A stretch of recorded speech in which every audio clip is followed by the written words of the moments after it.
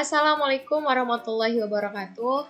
Saya Pratiwi Megalestari dari PMT 6C akan mempresentasikan rencana pelaksanaan pembelajaran atau RPP yang telah saya buat guna memenuhi ujian akhir semester mata kuliah perencanaan pembelajaran matematika. Baik, jadi di sini akan ada 3 RPP, yaitu RPP untuk daring, kemudian RPP luring atau pembelajaran jarak jauh, dan yang terakhir ada RPP tatap muka. Jadi tiga-tiganya ini saya susun dengan RPP 1 lembar. Oke, langsung saja. Yang pertama di sini ada RPP untuk daring. Jadi sebelumnya identitas sekolahnya adalah untuk SMA atau MA, mata pelajarannya matematika, kelas 10 semester ganjil, materi sistem persamaan linear 3 variabel, alokasi waktunya untuk 1 pertemuan. Nah, jadi tujuan pembelajarannya adalah mengidentifikasi konsep SPLTV dan memodelkan syarat SPLTV. Untuk tujuan pembelajaran ini akan sama di 3 RPP yang saya buat. Kemudian kegiatan pembelajarannya untuk daring. Yang pertama, guru memberi salam dan mengajak peserta didik berdoa bersama. Kemudian mengecek kehadiran peserta didik melalui WhatsApp group atau Google Classroom atau Zoom atau media daring lainnya. Kemudian guru menyampaikan garis besar cakupan materi dan langkah pembelajaran. Selanjutnya, untuk kegiatan inti. Jadi, kegiatan inti yang saya gunakan adalah berbasis pendekatan kontekstual. Jadi, akan ada kegiatan mengkonstruksi pengetahuan peserta didik, kemudian menemukan atau inquiry, kemudian bertanya, akan ada kegiatan masyarakat belajar, kemudian pemodelan, refleksi, dan terakhir adalah penilaian autentik. Nah, untuk 7 kegiatan inti atau langkah pembelajaran ini semuanya sudah saya input ke dalam bahan ajar yang saya buat, yaitu modul. Kemudian penutup, guru menyampaikan rencana pembelajaran untuk pertemuan berikutnya dan berdoa. Untuk penilaian, saya menggunakan 3 penilaian, yaitu penilaian sikap. Penilaian sikap ini saya gunakan pengamatan atau observasi. Pengetahuan, untuk penilaian pengetahuan saya menggunakan tes tertulis berjumlah 2 soal. Kemudian keterampilan saya menggunakan penilaian portofolio. Baik, inilah lampiran penilaian sikap pedoman observasi, dan ini akan sama untuk 3 RPP nanti. Jadi ada aspek yang saya nilai: disiplin, aktif, tanggung jawab. Berdasarkan pengetahuan sikap dan perilaku peserta didik sehari-hari, baik terkait dengan proses pembelajaran maupun secara umum. Jadi guru yang akan mengamati peserta didik. Kemudian ada lampiran penilaian pengetahuan.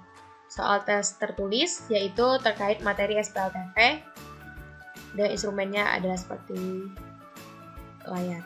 Jadi di sini ada 2 soal, di mana skor maksimalnya adalah 100 nilai perolehannya. Kemudian penilaian portofolio dan rubrik penilaiannya seperti yang ada pada layar, yaitu saya menilai 4 hal atau 4 aspek dari kelengkapan, ketepatan waktu mengumpulkan tugas, kerapian tugas, ketepatan pengerjaan tugas. Baik, ini. Dan kemudian ini adalah bahan ajar berupa modul yang saya buat berbasis pendekatan kontekstual pada materi SPLTV untuk SMA, siswa SMA. Ini memuat deskripsi modul, prasyarat, tujuan, petunjuk, penggunaan kompetensi inti, kompetensi dasar, dan indikator pencapaian kompetensi.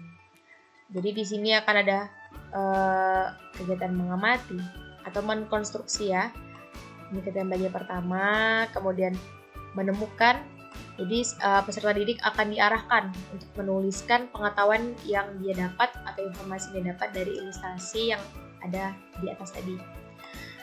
Sehingga ketika dia telah menuliskan, maka dia akan menemukan bahwa persamaan diperoleh dari 3 variabel disebutlah PLTV, dan sistem persamaan linear 3 variabel. Oke.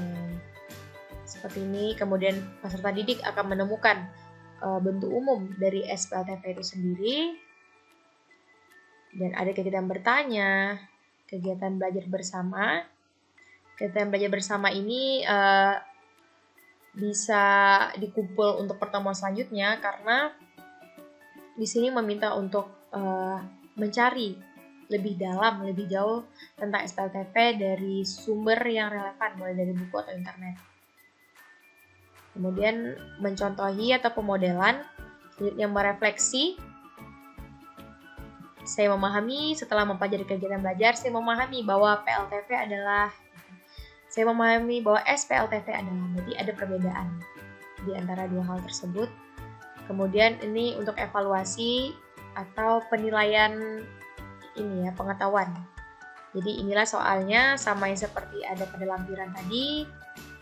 Jadi apabila mereka memperoleh nilai lebih dari sama dengan 75, maka mereka akan diizinkan untuk melanjutkan pembelajaran ke kegiatan belajar kedua selanjutnya. Oke, ini untuk RPP daring ya. Selanjutnya untuk RPP luring atau pembelajaran jarak jauh, semuanya sama seperti daring, cuma ada perbedaan pada pendahuluan kegiatan pembelajaran. Di mana karena pembelajaran jarak jauh, jadi yang pertama guru melakukan home visit ke rumah peserta didik, kemudian mengucap salam kepada peserta didik dan menyapa wali peserta didik. Kemudian guru menanyakan kabar dan menyampaikan tujuannya melakukan home visit, dan yang terakhir guru mempersiapkan kelengkapan belajar.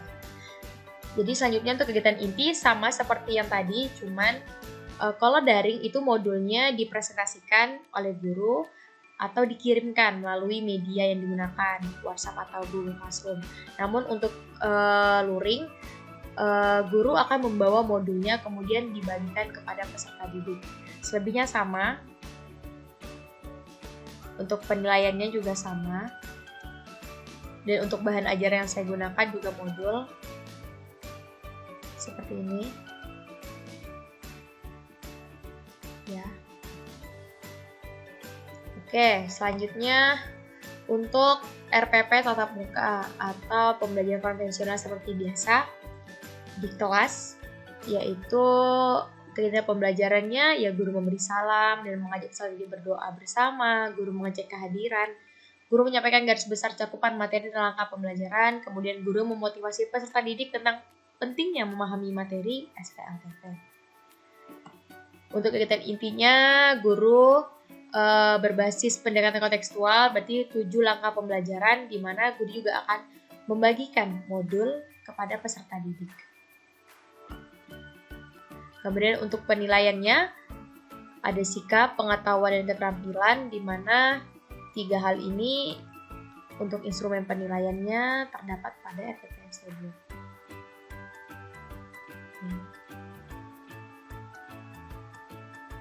Seperti ini, seperti yang ada pada layar.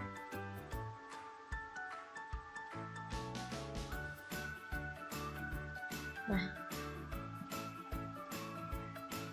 baik, saya rasa sudah cukup. Saya telah menjelaskan RPP daring dan instrumennya, RPP luring dan instrumennya, RPP tatap muka dan instrumennya pada materi sistem persamaan linear 3 variabel untuk satu pertemuan pada kelas 10 SMA semester ganjil. Sekian dari saya, terlebih dan kurang mohon dimaafkan. Wassalamualaikum warahmatullahi wabarakatuh.